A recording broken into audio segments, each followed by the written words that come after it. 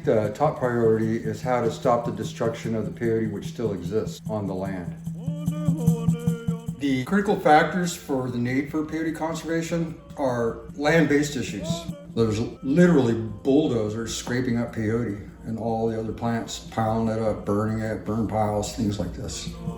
And then on top of that is all these other people buying the land and stripping the land down and raping the grandma earth, the mother of the land. There's large swaths of land that this is happening to each and every day. There's no off-ramp from this bias towards extinction.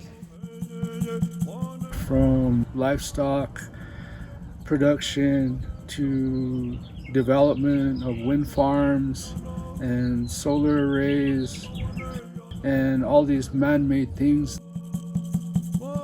that are affecting that land base. It's such a small area with the United States where this medicine grows. Different big corporations going in and buying land and doing the same thing, taking out that medicine, and who knows where they're taking it too. When you convert land in that manner, it negates the necessary habitat for peyote to be able to grow in, live in, reseed in, come back in for 100 years or more.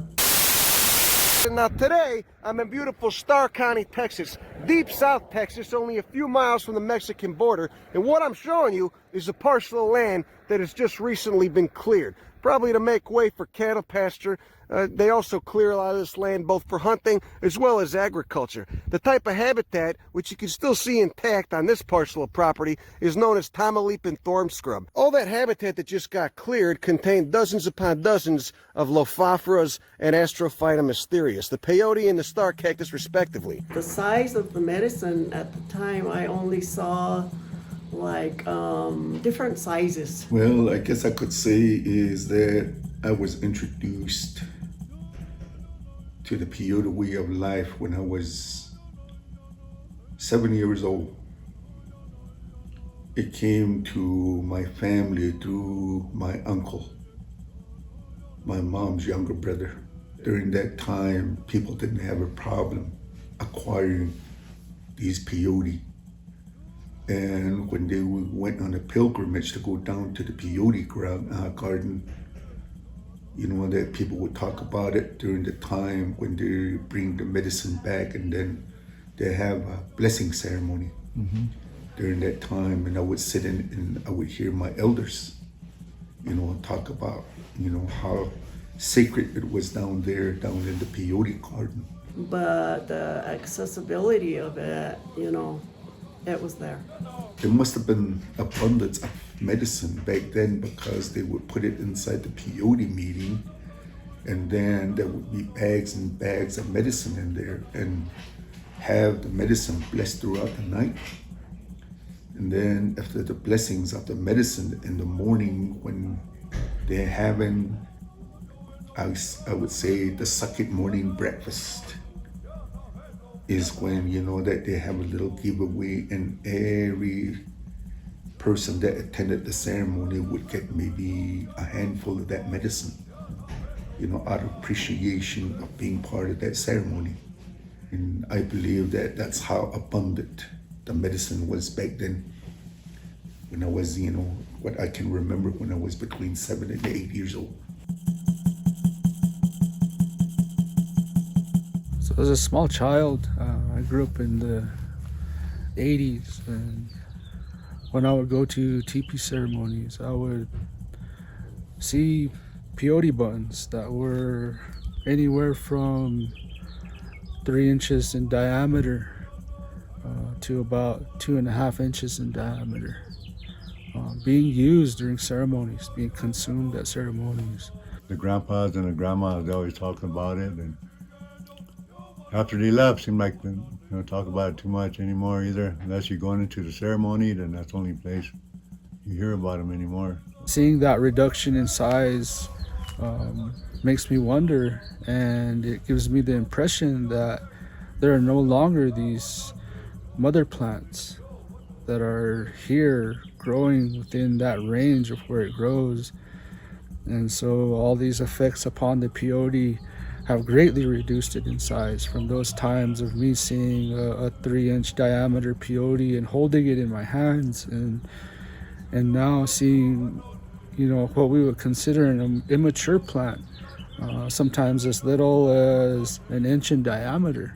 The size of the medicine is decreasing, and the price of the medicine is increasing, getting very high and very expensive for the people who do use the medicine, and a few of the people, they don't use the Western medicine either. So when they get sick, then go to hospital, and from there, whatever they give them, then they leave. They leave the world pretty quick after. Slowly, through the time of my maturing, the people started to talk about how it's kind of getting difficult because they go out into the garden, even though it's on other people's land, they were given permission to go in there and to harvest this medicine on their own.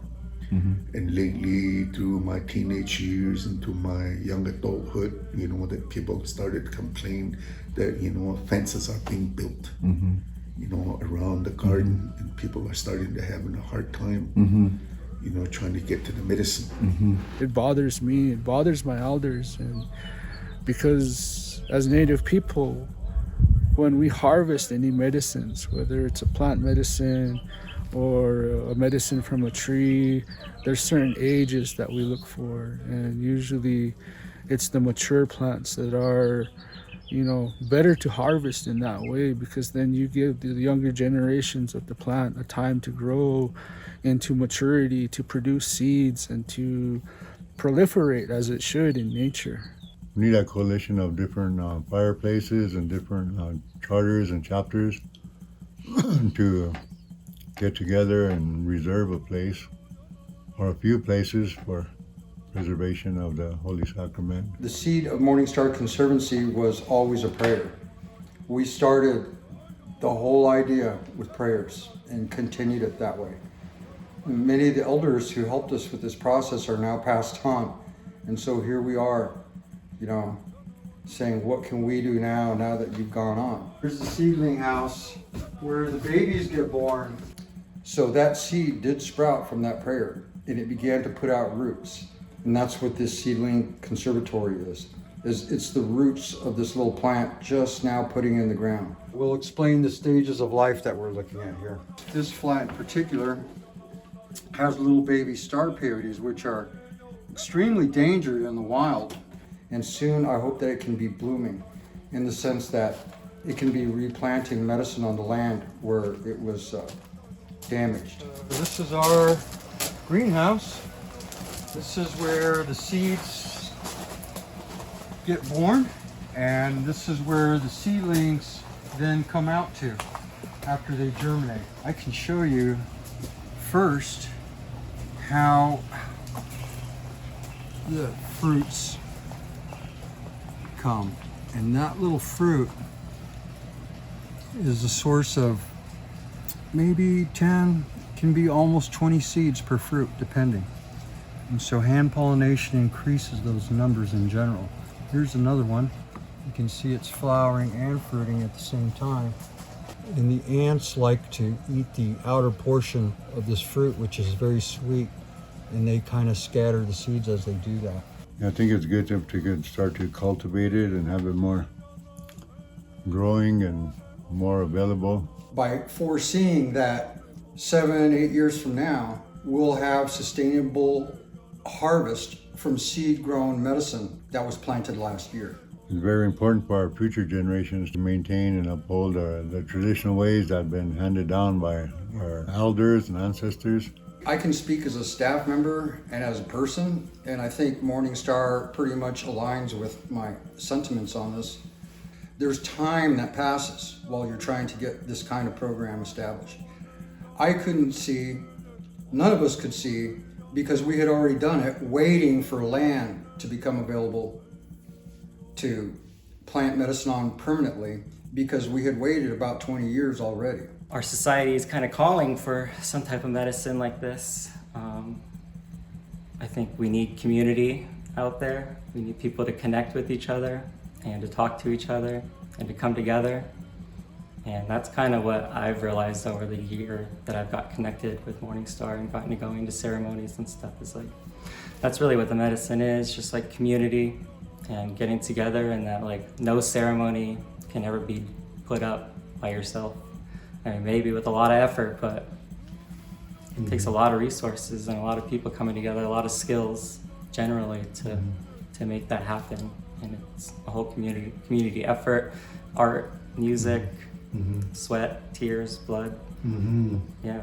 Morningstar's mission, as I understand it, is to share with others the beauty of that sacred land, to be a guiding star in a sense. Morningstar Conservancy, and then a foundation of preserving the peyote medicine is very much needed. And it's just as simple as trading pollens. So what we can do is educate and contribute to the work that Morningstar and any other organization which promotes the preservation of the peyote in whatever way you can. It's not always financial, but there's always financials needed. It's funny because God works, the Spirit works in amazing ways, as you well know. And so we decided to do what we can do now, which is plant seed and start taking care of it for that day. And lo and behold, as we took the step to do that, the second and third steps came into view, which is at this time, there is now land available. Very crucial that we try to preserve what we can of the medicine, of the gardens, and try to make a coalition with all the tribes who use the medicine in the Native American Church. And through the Lord Savior Jesus Christ, the Native American Church being a church, it isn't only just for the Native Americans either, it's with the open door policy, having Jesus Christ on there and the word church. So it doesn't only affect our Native people, it affects a lot of the other people of all different races of the mankind who use this medicine. I see David and Ruth, as I call Jen, as embodying that sense of accompaniment. I trust them instantly. I know where I am with them. I know they will include me. I know they care, even though they just met me for the first time recently. And it's that same sense of I will go with you, I will be with you. And that's really, to my mind, the essence of the sacrament, the feeling that it brings. Because it's the Spirit is there with you, but only in the presence of others. It's an accompaniment. That's how I feel.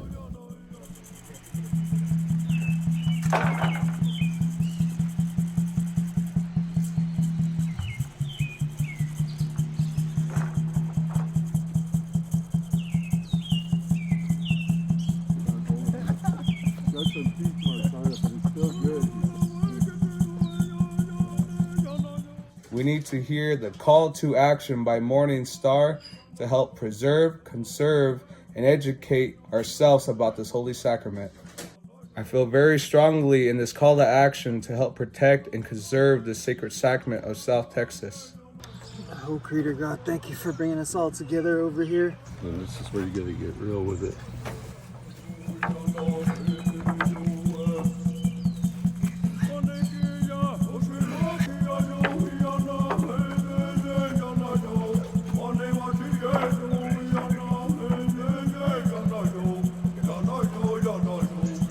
As the director of Morningstar Conservancy, we are dedicated to preservation, conservation, and education of the wild habitat where the peyote grows.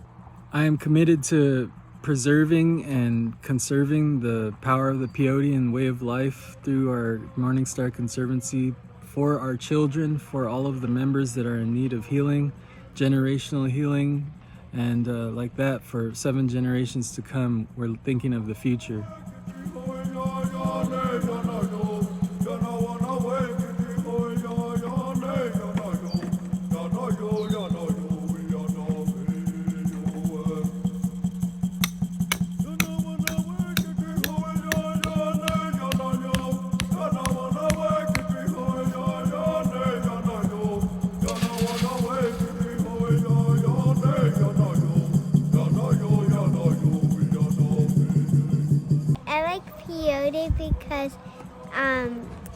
helps us.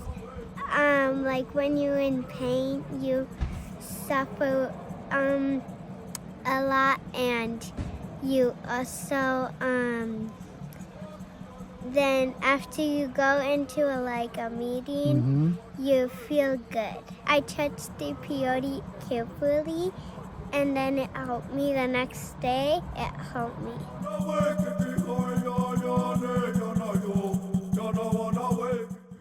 Hello, everybody. My name is Ruth Eugenia, better known as Jen to all of my relations. I'm a board member emeritus and a co-founder of Morningstar Conservancy.